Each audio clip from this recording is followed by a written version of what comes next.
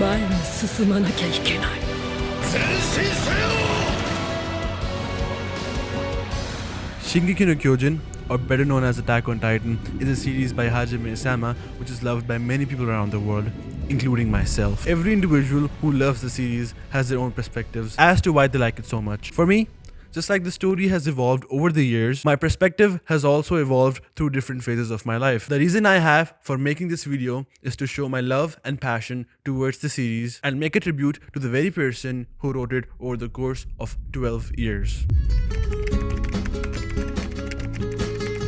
In late 2019, just after Attack on Titan Season 3 Part 2 finished airing, a friend of mine suggested that I should watch Attack on Titan. Yo, I'm telling you dude, you need to watch Attack on Titan. I don't know man.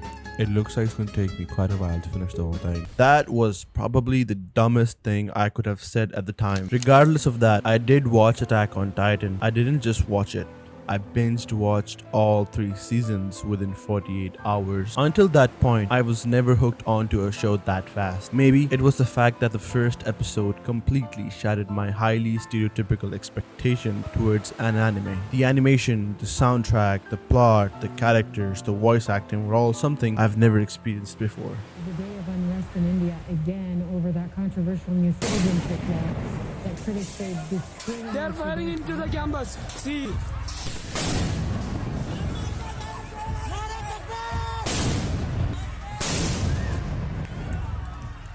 2019 was also the year when I was still living in India with my family. 2 laws were proposed by the Indian government that year.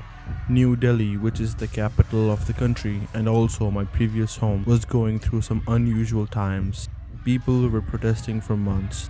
I was seeing things that were just absurd. But at the back of my mind, I only had one thought. They don't know.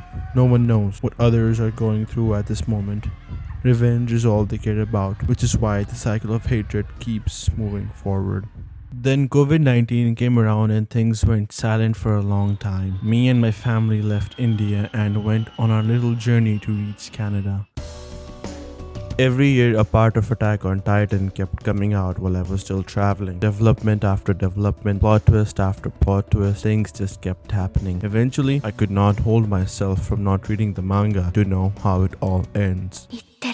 I won't discuss much about the manga because I don't want to spoil anything for others. But I will say one thing for sure. After reading both the endings, I can confidently say that the alternative ending is way better. In my opinion, the way Hajime Isayama ends it all is poetic and ironic. It leaves you with the thought that the world just keeps moving forward.